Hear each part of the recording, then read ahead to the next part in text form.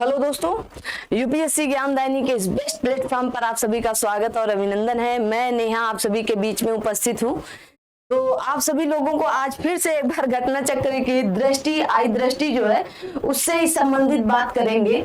और आज कुछ नया लेकर आए हैं जो मोस्ट इंपॉर्टेंट है। क्वेश्चन हर बार लगभग पूछा जाता है। फिलहाल तो ये बुक ही पूरी इंपॉर्टेंट है, तो बुक जरूर आप सभी लोग खरीदें और घटना चक्र को धन्यवाद भी दें, क्योंकि ऐसी बुक आपके सामने प्रस्तुत करना बहुत बड़ा चैलेंज होता है, ठीक है ना। तो इसलिए घटना चक्र को आप सभी लोग धन्यवाद भी दे सकते हो। चलिए तो शुरू करते हैं। आज दृष्टि की जो बुक आई हुई है इसमें आज हम लोग देखने वाले हैं वैज्ञानिक परिदृश्य। क्या देखेंगे? वैज्ञानिक परिदृश्य देखने वाले हैं, जो मोस्ट इंपॉर्टेंट ये टॉपिक होने वाला है आप सभी के बीच में, ठीक है ना। मोस्ट इंपॉर्टेंट यहाँ से प्रश्न आएंगे। देखिए, बहुत से लोगों ने बहुत कुछ यूट्यूब पर पढ़ाया है, ठीक है। तो बहुत से लोगों ने जो बहुत कुछ यूट्यूब पर पढ़ाया, आप वहां से भी पढ़ सकते हो। अच्छा लगे तो आप यहाँ से पढ़ सकते हो, ठीक है ना। तो आइए अब बात करते हैं हम एक एक करके। तो यहाँ पर खगोल की गतिविधियों के बारे में बताया गया है। सबसे पहले तो आज 1 घंटे की फिर से अराउंड 1 घंटे की ही आसपास की क्लास होगी और उसको आप सभी लोग इत्मीनान से बैठकर देखेंगे। 100% आपको समझ में आने वाला है और हर एक इंपॉर्टेंट टॉपिक आपके बीच में रखने का प्रयास किया जाएगा। चलिए, तो कहा गया इसरो द्वारा पहला टॉपिक है जो कि इसरो का RLV मतलब LEX मिशन दिया गया। कौन सा? RLV LEX। तो इसका हो सकता है कभी कभी फुल फॉर्म भी पूछ सकता है, तो आप इसको याद कर सकते हो। कहा गया दोबारा उपयोग में लाए जा सकने वाले प्रक्षेपण यापन का स्वतः लैंडिंग मिशन लॉन्च किया गया है, ठीक है ना, सफलतापूर्वक। तो कहां से लॉन्च किया गया ये प्रश्न बन सकता है। तो आप कहेंगे चित्रदुर्ग, जो आपके कर्नाटक से इस मिशन को लॉन्च किया गया है। और किसके द्वारा लॉन्च किया गया ये भी हो सकता है पूछ ले।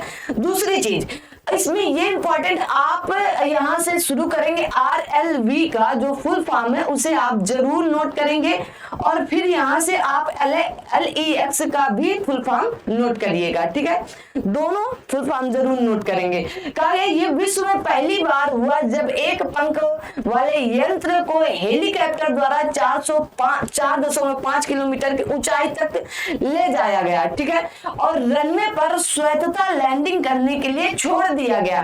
तो आपसे पूछा जा सकता है किससे ले गया था, तो आप कहेंगे चिनूक हेलीकॉप्टर द्वारा 4.5 किलोमीटर ऊंचाई तक उड़ान भरी, ठीक है। तो आप इसको, इस पॉइंट को मोस्ट इंपॉर्टेंट लगा सकते हो, ठीक है।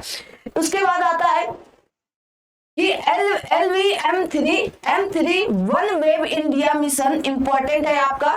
तो ये इधर आपके क्या होते हैं, इधर रॉकेट होते हैं, इधर लॉन्चर होते हैं, ठीक है ना। इसको आप समझ लीजिएगा, जो ये आर्टिकल लगा होता है, ठीक है। तो ये श्री हरिकोटा के द्वितीय लॉन्च पैड से प्रक्षेपित किया गया है। वन वेब ग्रुप कंपनी के 36 उपग्रहों को 450 किलोमीटर वाली वृत्ताकार वृक्ष में स्थापित कर दिया गया। इंपॉर्टेंट है, थोड़ा सा देख लेंगे। ये वैश्विक नवाचार नेटवर्क है या वैश्विक संचार नेटवर्क है। यहाँ पर बात लिखी है, मैंने वहां पर बस लिख दी है। ये लिखा है वन वेव एक वैश्विक संचार नेटवर्क है, ठीक है ना। इतना इंपॉर्टेंट है इसमें और कुछ भी नहीं है, बाकी आप छोड़ सकते हो मेरे भरोसे, हम देख लेंगे ना, बात कर लेंगे। चलिएगा, मोस्ट इंपॉर्टेंट है। एग्जाम में 110 नहीं, आप समझ के रखिएगा 210% आने वाला है, ठीक है। विश्व का प्रथम 3D printed rocket terrain first. तो ये इंपॉर्टेंट है क्योंकि विश्व का प्रथम 3D प्रिंटेड रॉकेट है जिसका नाम है टेरान फर्स्ट। तो कहां से प्रक्षेपित किया गया? तो फ्लोरिडा है, जो संयुक्त राज्य अमेरिका के camp Canaveral space force station से प्रक्षेपित किया गया। यही पूछा जाएगा, मोस्ट इंपॉर्टेंट है। मैंने देखिए यहाँ पर भी पढ़ते समय टिक कर रखा है, ठीक है ना। आगे कहा गया है कि रॉकेट का विकास कैलिफोर्निया स्थित एरोस्पेस स्टार्टअप रिलेटिविटी स्पेस से किया गया। तो रिलेटिविटी स्पेस द्वारा किया गया। ये प्रश्न पूछ सकता है, क्या पूछ सकता है? ये प्रश्न पूछ सकता है कि किस स्टार्टअप से शुरू किया गया है। तो आप कहेंगे कैलिफोर्निया स्थित एरोस्पेस स्टार्टअप रिलेटिविटी स्पेस से इसे क्या किया गया है, द्वारा किया गया है, ठीक है। किसको? तो आप इसको याद रख सकते हैं, टिरान को। कहा गया इसमें मीथेन से संचालित इस रॉकेट पर 85% द्रव्यमान मिश्रित धातुओं से 3D प्रिंटेड है। टिरान फर्स्ट लॉन्च की जाने वाली अब तक की सबसे बड़ी 3D प्रिंटेड संरचना है। आइए अगला देखते हैं। कहा गया यहाँ पर अगला है मेगा ट्रॉपिक्स फर्स्ट का नियंत्रित पुनर्प्रवेश सफल। अब ये हेडिंग ही मोस्ट इंपॉर्टेंट है। क्यों हेडिंग इंपॉर्टेंट है? जो आपका मेगा ट्रॉपिक्स फर्स्ट का नियंत्रित पुनर्प्रवेश, इसको मोस्ट इंपॉर्टेंट देखिएगा, इन शब्दों को आप मोस्ट इंपॉर्टेंट कर सकते हो। पुनर्प्रवेश सफल परीक्षण किया गया। देखिए ये सेवा मुक्त किए गए मेगा ट्रॉपिकल को उपग्रह को पृथ्वी के वायुमंडल में नियंत्रित पुनः प्रवेश सफलतापूर्वक पूर्ण किया गया। ये क्या वो हो चुका था, सेवा मुक्त हो चुका था आपका, ठीक है। इसके बाद ही इस उपग्रह को प्रशांत महासागर में उतारा गया है। ये पूछा जा सकता है कि इस उपग्रह को कहां पर उतारा गया, तो आपके प्रशांत महासागर में, ठीक है, प्रशांत महासागर में उतारा गया है। मोस्ट इंपॉर्टेंट है।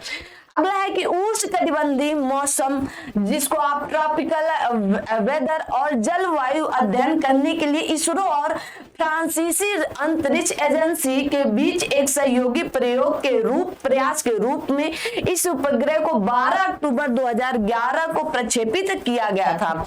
तो ये पूछा जा सकता है कि मेगा ट्रॉपिक्स किन दो देशों के संयुक्त सहयोग से हुआ है, मतलब किन दो एजेंसियों के, तो आप कहेंगे इसरो है और फ्रांसीसी अंतरिक्ष एजेंसी के, जिसका नाम है, आप CNS पढ़ सकते हो, CNES है, ठीक है, के बीच किया गया। इतना आप याद करेंगे, मोस्ट इंपॉर्टेंट है। आइए अगला आपका, मैंने वहां कहा था 210%, अब आप यहाँ लिख लो 310% प्रश्न आएगा।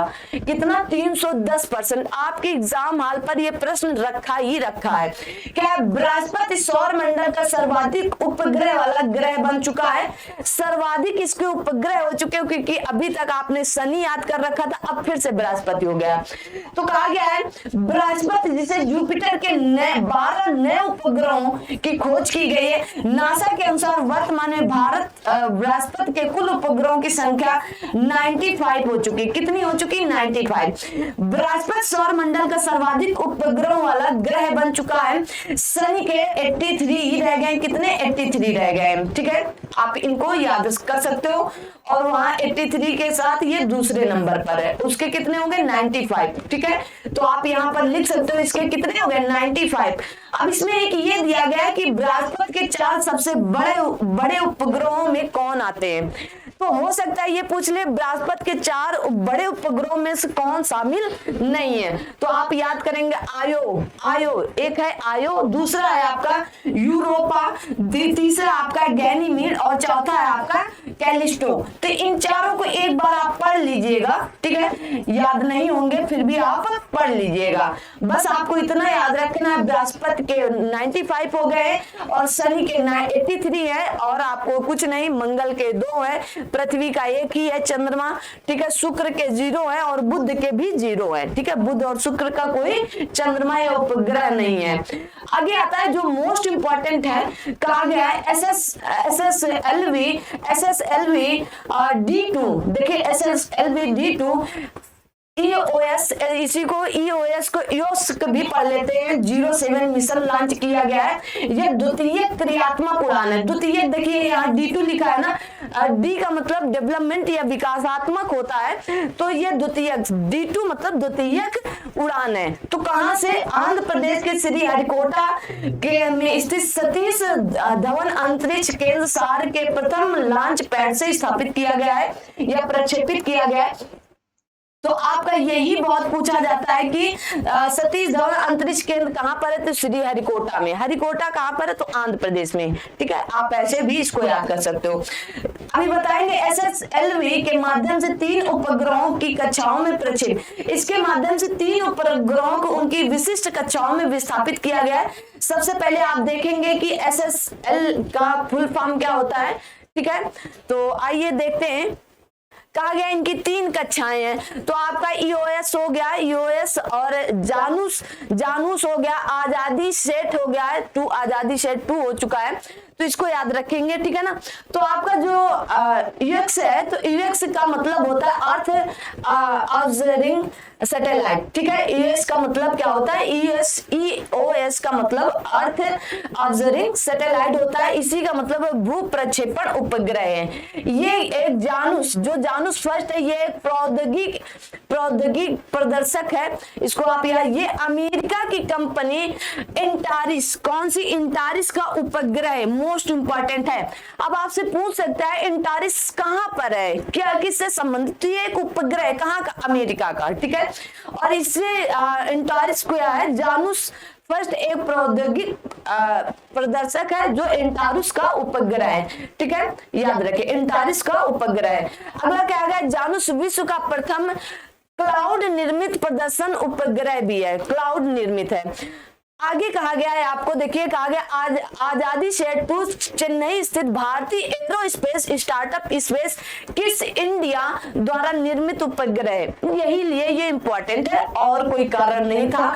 तो आजादी सेट 2 जो है, जो स्थित है कहां पर, चेन्नई पर। तो पूछ सकता है कि आजादी सेट 2 किससे संबंधित है, तो आप कहेंगे भारतीय एरोस्पेस स्टार्टअप। देखिए एक ये तो एक स्टार्टअप से संबंधित है, इसलिए और इंपॉर्टेंट है। स्पेस किड्स इंडिया द्वारा निर्मित किया गया है, तो ये प्रश्न बन सकता है। विश्व में यह प्रथम अवसर था जब ग्रामीण पृष्ठभूमि से संबंध 750 छात्रों ने साथ मिलकर किसी उपग्रह को निर्माण, छात्राओं ने, किसने किया है, तो पहली बात तो छात्राओं ने किया है, इसलिए इंपॉर्टेंट है क्योंकि ग्रामीण है और इसलिए भी इंपॉर्टेंट हो गया। तो ये बहुत ज्यादा इंपॉर्टेंट है, ठीक है, बहुत ज्यादा आजादी सेट 2, ठीक है। देखिए विश्व में ये प्रथम अवसर था जब ग्रामीण पृष्ठभूमि से 750 छात्राओं ने साथ मिलकर किसी उपग्रह के निर्माण में योगदान दिया। सभी महिला अवधारणा के साथ यह अपनी तरह का पहला अंतरिक्ष मिशन था जिसका उद्देश्य stem, science, technology, engineering and mathematics में महिलाओं को बढ़ावा देना है। क्या है, महिलाओं को बढ़ावा देना है, मोस्ट इंपॉर्टेंट है। तो आजादी से, ठीक है, यहां तक की पूरी बात इसकी है जो महिलाओं के लिए मिल रही है। छात्राओं ने 750 छात्राओं ने कहा, तो आप कहेंगे चेन्नई से संबंधित है, ठीक है ना। स्पेस किड्स इंडिया द्वारा निर्मित उपग्रह है, मोस्ट इंपॉर्टेंट है। आइए आगे देखते हैं, कहा गया अमीरात चंद्र मिशन। मैंने फिर क्यों लिखा है, इंपॉर्टेंट है क्योंकि पूछा जा सकता है, तो इस प्रश्न को आप याद रखिएगा। अच्छा, बड़ा करने के लिए आप लोग बोलते हैं, मैं रोज भूल जाती हूँ, ठीक है। चलिए आज पहले ही थोड़ा याद आ गया ना। अमीरात चंद्र मिशन ये अमेरिका के फ्लोरिडा स्थित Cape Canaveral space force station से स्पेस एक्स के फाल्कन 9 रॉकेट द्वारा अमीरात चंद्र मिशन द्वारा सफलतापूर्वक प्रक्षेपण किया गया है, मोस्ट इंपॉर्टेंट। अगली लाइन और इंपॉर्टेंट है कि चंद्रमा की सतह पर लैंड करने के लिए लक्षित यह पहला अरब मिशन होगा। ये पहला क्या है, अरब मिशन है। तो चंद्रमा की सतह पर लैंड करने के लिए लक्षित या टारगेटिंग कहा गया है। लक्षित मतलब फर्स्ट अरब मिशन है, यह पहला अरब मिशन है, मोस्ट इंपॉर्टेंट है। इस मिशन के तहत राशिद रोवर को चंद्रमा के उत्तर पूर्व या नॉर्थ ईस्ट में स्थित एटलस क्रेटर में उतारा जाएगा। जो यहाँ का राशिद रोवर है वो कहाँ उतारा जाएगा, तो चंद्रमा के उत्तर पूर्व में स्थित एटलस क्रेटर में उतारा जाएगा। ये भी इंपॉर्टेंट है, देखिए मैंने यहाँ ऑलरेडी लिख रखा है, ठीक है ना। तो आपसे पूछ सकता है कि आपका जो अमीरात चंद्र मिशन है ये कहाँ उतारा जाएगा, तो चंद्रमा के उत्तर पूर्व में एटलस क्रेटर में उतारा जाए। कुर्सी के आकार के राशिद रोवर का आकार है, ठीक है ना, वजन से कोई मतलब नहीं। कहा गया राशिद रोवर चंद्रमा की सतह पर एक ऐसे क्षेत्र पर उतारा जाएगा जिसका अभी तक भेजे गए किसी भी चंद्र अन्वेषण मिशन का अध्ययन या अन्वेषण नहीं किया गया है, ठीक है। यह मिशन मोस्ट इंपॉर्टेंट लाइन है, देखिए मैंने यहां ही लिख दिया है। यह मिशन पूर्णतः 100% अमीराती इंजीनियरों के एक दल द्वारा यूएई में डिजाइन एवं निर्मित किया गया है। अगर आपसे फैक्ट के द्वारा प्रश्न पूछा गया तो यही पूछा जा सकता है, ठीक है ना, तो आप इसे जरूर याद रखिएगा। अगला देखिएगा, कहा गया है यह मिशन हेतु दुबई स्थित मोहम्मद बिन राशिद स्पेस सेंटर, जिसका फुल फॉर्म MB MBRSC जो होगा मोहम्मद बिन राशिद स्पेस सेंटर ने जापान के एक निजी कंपनी आई स्पेस इंक के साथ एक अनुबंध पर हस्ताक्षर किया है। इंपॉर्टेंट है, इस लाइन को ही नहीं बल्कि इस पूरे को अमीरात चंद्र मिशन को आप पूरा देखेंगे एक तरफ से, क्योंकि ये पूरा इंपॉर्टेंट है। तो मोहम्मद बिन राशिद स्पेस सेंटर जापान की एक निजी कंपनी आई स्पेस, ये दुबई की है, ये कहाँ की, ये दुबई में स्थित है और जापान के एक निजी कंपनी आई स्पेस इंक के साथ अनुबंधन पर हस्ताक्षर किए गए। ठीक है, आइए मिशन, अरे भाई कट कैसे गया, फोटो तो मैंने सही से ली थी। चलिए एक सेकंड ना खोल लेते हैं, कोई दिक्कत नहीं। बुक आप लोग लेकर ही बैठो, आप बुक लेकर बैठोगे तो आपके लिए बहुत ही इंपॉर्टेंट होने वाला है। क्या है अगला, मैंने क्या बताया, Chandra mission duration dear moon, mission यहाँ पर आप लिख सकते हो मिशन डियर मून है, जो मैंने इंपॉर्टेंट बता रखा है। ठीक है ना, कैसे इंपॉर्टेंट बताएं भाई, चलिए कोई दिक्कत नहीं है। तो यहाँ पर कहा गया 10 मशहूर हस्तियों को चयन किया गया है। इसमें से चयन यात्रियों में एक भारतीय है जो देव जोशी, जिनका नाम है देव जोशी जी, देव जोशी भी जाएंगे। ठीक है ना, तो ये कौन है, तो आप कहेंगे यूसाकू माएजावा ने पहले नागरिक चंद्र पर्यटन के लिए विश्व भर में 10 मशहूर हस्तियों के चयन की घोषणा की है। तो भैया पैसा हो तो ऐसा हो कि भाई ये क्या करेंगे, सबको ले जाएंगे और सबका खर्चा भी उठाएंगे ना, हमें भी बुला लिए होते, हम भी चले गए होते ना, क्या ही दिक्कत थी। तो जो यूसाकू माएजावा ने पहले नागरिक चंद्रयान है, इन्होंने कहा है कि 10 लोगों को ले जाएंगे, उनमें से एक हमारे भारतीय भी है, ये एक अभिनेता है। एक नाम ये आप याद कर सकते हो, टिम डोड। टिम डोड क्या है, एक यूट्यूबर है। ठीक है, टिम डोड एक यूट्यूबर है और देव जोशी क्या है, भारतीय अभिनेता है। ठीक है ना, बस इतना ही आपको याद रखना है। भारतीय सुपर हीरो बालवीर का किरदार निभाने के लिए जाना जाता है इनको, कौन, देव डी जोशी को। ठीक है ना, देव डी जोशी को। आइए कहा गया डियर मून विश्व का पहला नागरिक चंद्रयान पर्यटन मिशन जिसकी कल्पना और वित्त पोषण जापानी अरबपति यूसाकू माएजावा ने किया है। किसने किया है, माएजावा। वित्त पोषण जापानी अरबपति हैं भाई, मतलब सबका वित्त पोषण यही करेंगे जितने लोग जाएंगे, 10 लोग। मिशन की घोषणा सर्वप्रथम 2018 में की गई थी और वर्ष 2023 में लॉन्च करने का प्रस्ताव है। और कहा गया है, ये इंपॉर्टेंट है इसमें कि जो आपका मिशन डियर मून है उससे ये संबंधित कि मिशन डियर मून परियोजना के अंतर्गत स्पेस एक्स के स्टारशिप अंतरिक्ष यान का उपयोग इस निजी अंतरिक्ष उड़ान के लिए किया जाएगा। जो स्पेस एक्स के स्टारशिप है, तो स्टारशिप अंतरिक्ष यान का उपयोग इस निजी अंतरिक्ष यान उड़ाने के लिए किया जाएगा, ये पूछा जा सकता है। ठीक है, इसलिए इम्पोर्टेंट। दूसरी बात यह है कि इस मिशन के तहत सदस्य चंद्रमा की सतह पर नहीं उतरेंगे, बस टहल घूम के चले आएंगे, उतरे तो ही निपट जाएंगे ना, इसलिए कहीं कहा गया तत्पश्चात यह मिशन वापस पृथ्वी पर लौट आएगा। तो यहाँ पर ये लोग अंतरिक्ष यान में सवार होकर ही चंद्रमा की कक्षा में उसका परिक्रमण करेंगे और वापस उतरेंगे नहीं, बस वापस आ जाएंगे। ठीक है ना, याद रखिएगा। चलिए आगे कहा गया है नासा चंद्र मिशन पहली, देखिएगा नासा चंद्र मिशन पहली महिला अंतरिक्ष यात्री जो आपका आर्टेमिस सेकंड है। कौन है, आर्टेमिस सेकंड, नासा के आर्टेमिस कार्यक्रम का द्वितीय प्रस्तावित मिशन है।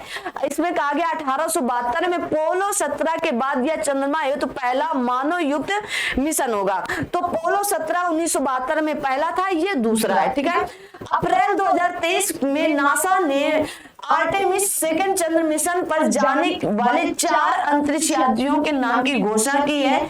तो इसमें 4 अंतरिक्ष यात्रियों में इंपॉर्टेंट क्यों है, क्योंकि यहाँ पर जो कोच है वो महिला है। तो क्रिस्टीना कोच चंद्र मिशन पर जाने वाली पहली महिला अंतरिक्ष यात्री होंगी। ठीक है ना, तो देखिएगा क्या है, क्रिस्टीना कोच के नाम पर अंतरिक्ष में किसी चलिए पहले ये पढ़ लेते हैं, 4 नाम याद कर लेना, ठीक है ना, दिमाग में। तो एक तो है रीड वाइज मैन जी हैं, तो कौन है, रीड करेंगे भाई, जाकर वहां रीड वीड करेंगे, तो मैन है वो। एक है विक्टर ग्लोवर जी हैं, अब ग्लोब पर जा रहे हैं चंद्रमा, एक कहां पर आएगा, ग्लोब पर, तो ग्लोवर जी हैं। और एक तो आपकी क्रिस्टीना हेमकोच जी है ही, और एक है आपकी जेरेमी हैंसन जी। अब देखिएगा, कोई जाएगा ग्लोब पर, वहां पर कोई रीड करेगा, रीड वाइजमैन जी हैं, और वहां पर ग्लोब पर जा रहे हैं, और कोच भी साथ में क्रिस्टीना।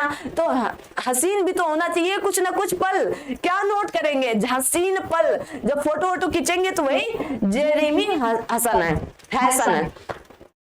इनको याद रखिएगा, इनको जरूर याद रखना है, महिला है, पहली महिला है।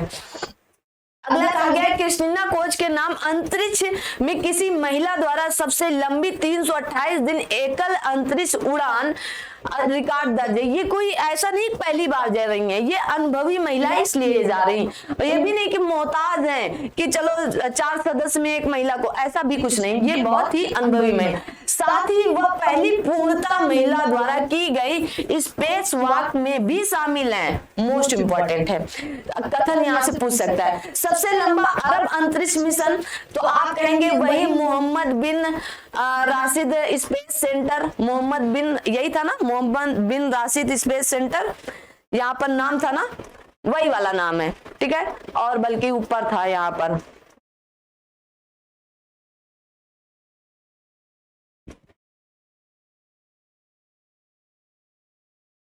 चलिए अच्छा, वही वाला नाम है, ठीक है ना, मैंने उनका फुल फॉर्म पहले बता रखा है, वही है, तो इनको आप देखेंगे, ठीक है, क्या है, इनको देखेंगे कि मोहम्मद बिन राशिद स्पेस सेंटर ने सबसे लंबे अरब अंतरिक्ष यात्री मिशन की घोषणा की है, जो ये 6 माह लंबा यह मिशन 2 मार्च 2023 को लॉन्च किया गया है। नासा के तत्वाधान में स्पेस एक्स के क्रूक 6 मिशन के अंग के रूप में अमीरात अंतरिक्ष यात्री सुल्तान अल नियादी को ISS पर भेजा जाएगा, ठीक है, याद रखिएगा।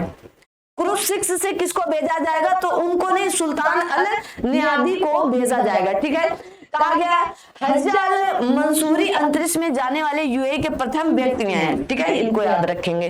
पहली महिला अरब अंतरिक्ष के रूप में नोरा, मोस्ट इंपॉर्टेंट है भाई, इनको नोरा फतेही जो है, अरे फतेही नहीं है ना, नोरा अलमती रूसी है, नोरा अलमती रूसी को का चुनाव करने की घोषणा की गई है। तो पहली महिला अरब अंतरिक्ष यात्री के रूप में तो नोरा अलमती रूसी हैं, इनको याद रखेंगे। अगला कहा गया PSLV C54 EX मैंने आपको पीछे बता रखा है। तो ये जो PSLV C54 है, कहा गया है CSLV C54 ने आंध्र प्रदेश के श्रीहरिकोटा स्थित सतीश धवन के प्रथम लॉन्चर, ठीक है।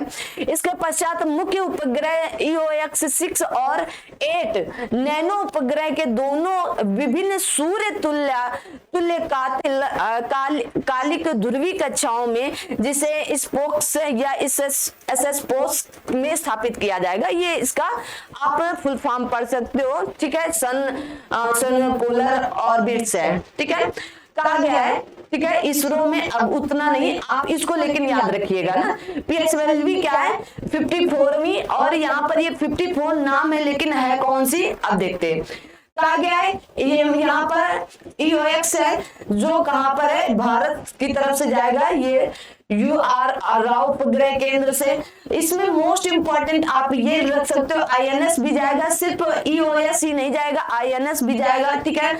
आनंद जाएगा, और यहाँ पर अमेरिका का, USA का एक है, कौन सा, तो आप याद रखेंगे एस्ट्रोकास्ट है, ठीक है, एस्ट्रोकास्ट है। आइए, कहा गया उल्लेखनीय है कि संयुक्त राष्ट्र द्वारा सतत विकास के लिए महासागर विज्ञान के दशक के रूप में 2021 से लेकर 2023 को जाना जाता है।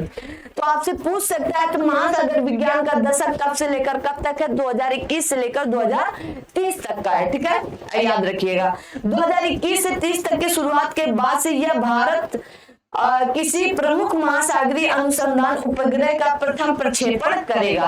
प्री के लिए फैक्ट मोस्ट इंपॉर्टेंट है। ठीक है, तो ये किससे संबंधित बात थी? तो आप कहेंगे ईओएस से संबंधित बातें थी। ठीक है, ईओएस से संबंधित बातें थी। आगे कहा गया INS-2B, तो इसरो नैनो सैटेलाइट 2, तो क्या है? इसरो नैनो सैटेलाइट 2 जो है वो फॉर भूटान। तो ये इसरो नैनो सैटेलाइट 2 जो है ये भूटान, भारत के द्वारा भूटान को, यह एक नैनो उपग्रह, ये याद रखना है, भारत एवं भूटान द्वारा संयुक्त रूप से विकसित उपग्रह है। तो INS-2 जो है, INS-2 जो है वो 2B जो है, B से आप भूटान याद रखिएगा। ठीक है, B से भूटान। प्रथम नैनो उपग्रह भूटान फर्स्ट था। ठीक है, भूटान का प्रथम नैनो उपग्रह भूटान फर्स्ट था। आनंद बेंगलुरु स्थित अंतरिक्ष प्रौद्योगिकी क्षेत्र के स्टार्टअप कंपनी पिक्ससेल द्वारा विकसित करेगा। जो स्टार्टअप कंपनियां हैं भाई आजकल बड़ा काम कर रही हैं, तो इनको आप याद रख सकते हो, स्टार्टअप कंपनियों को। आइए अगला देखते हैं। अब आप कहेंगे इतना मैंने छोड़ कर क्यों पढ़ाया, क्योंकि आपके लिए जितना इंपॉर्टेंट बस उसमें उतना ही था। विक्रम एस भारत का पहला निजी प्रक्षेपण यान है। ये हेडिंग ही इतनी इंपॉर्टेंट है कि भारत का पहला निजी प्रक्षेपण यान कौन सा है? तो विक्रम एस है, विक्रम एस। इस रॉकेट का प्रक्षेपण आंध्र प्रदेश के श्रीहरिकोटा स्थित अंतरिक्ष केंद्र सार के शाउडिंग रॉकेट प्रक्षेपण परिसर से किया जाएगा।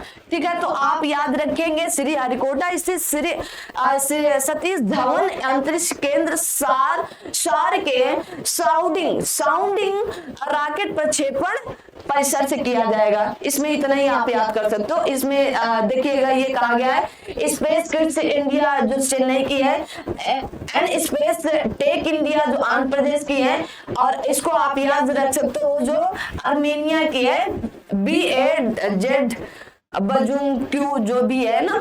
विक्रम एस द्वारा स्पेस किड्स इंडिया के फनसैट नामक उपग्रह को प्रक्षेपित किया। तो जो विक्रम एस है जो निजी है उसके द्वारा स्पेस किड्स इंडिया के फनसैट नामक उपग्रह को प्रक्षेपित किया गया। ये जो नाम है ना यही इंपॉर्टेंट है। ठीक है, फनसैट। ये फनसैट के बारे में कुछ जानते हैं। तो ये कहा गया फनसैट भारत और अमेरिका, UAE, मलेशिया, सिंगापुर और इंडोनेशिया के 100 से अधिक छात्रों द्वारा विकसित किया गया। तो कैसे याद रखोगे फनसैट? तो फनसैट में कौन कौन आते हैं? तो आप कहेंगे हमारा इंडिया आता है, हमारा इंडोनेशिया आता है, अमेरिका आता है, अमेरिका के साथ मतलब UAE आता है, USA आता है, UAE आता है, और मलेशिया आता है। 2-3 बार आप लिखोगे याद हो जाएंगे। सिंगापुर आता है। एक मिशन आया था एक समय I2V2 ना, I2U2। ठीक है, तो आप इनको याद रखेंगे कि सनसेट भारत, अमेरिका, संयुक्त अरब अमीरात, इंडोनेशिया, मलेशिया और सिंगापुर के द्वारा विकसित किया गया। फनसैट ना, फनसैट एक छात्र उपग्रह, क्या है? छात्र स्टूडेंट सैटेलाइट है। ठीक है, इतना ही आपको जानने का। ठीक है, लक्ष्यसैट 2 नामक उपग्रह तथा क्यूबसैट को प्रक्षेपित नामक, ये कुछ इंपॉर्टेंट नहीं है। ठीक है, विक्रम एस मैंने बता दिया, ये प्रथम निजी प्रमोशन यान है, व्हीकल है, लॉन्च किया गया है। ठीक है, आप इसको अगर पढ़ना चाहें तो आप यहाँ भी बहुत खास नहीं है, आप नहीं छोड़ भी सकते हो।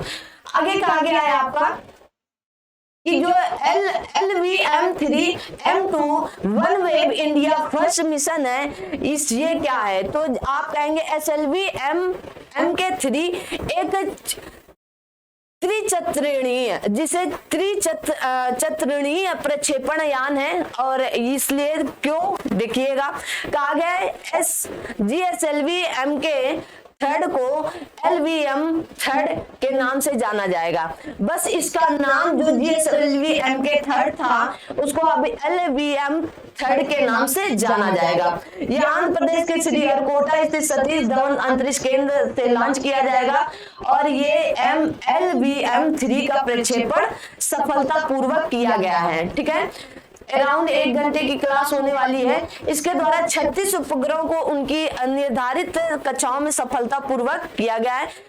LVM का पहला व्यावसायिक मिशन है। क्या है? LVM-3 का पहला व्यावसायिक मिशन है। आप देखेंगे इसके थ्रू 36 OneWeb उपग्रहों के साथ LVM-3 का यह पहला बहु उपग्रह mission, first multi satellite mission था।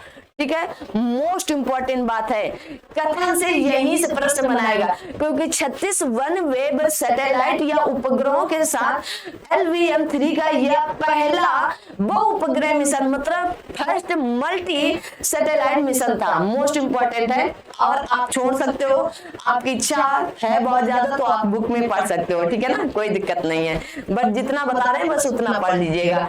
PSLV C-53 DSEO मिशन क्या है? ठीक है, आइए देखते हैं।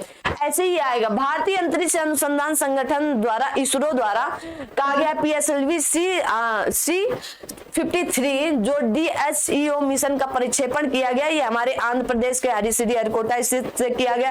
यह भारत सरकार के अंतरिक्ष विभाग के अधीन न्यू स्पेस इंडिया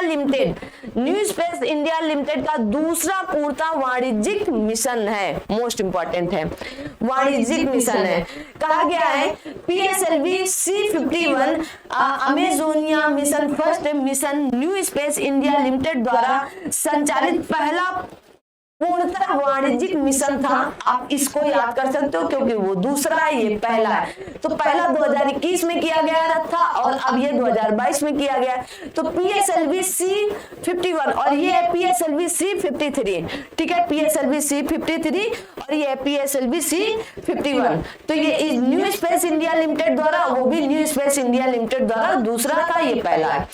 आइए, कहा गया PSLV का 55वां तथा PSLV के कोर अलोन संस्करण का 15वां मिशन है, ठीक है, याद रखिएगा।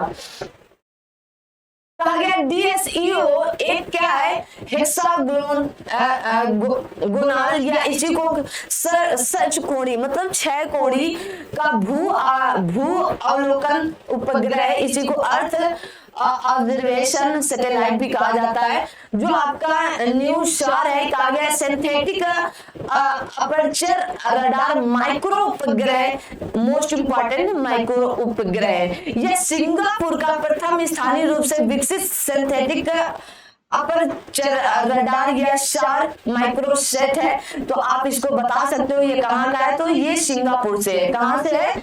सिंगापुर का है, ठीक है, ये पूछा जा सकता है।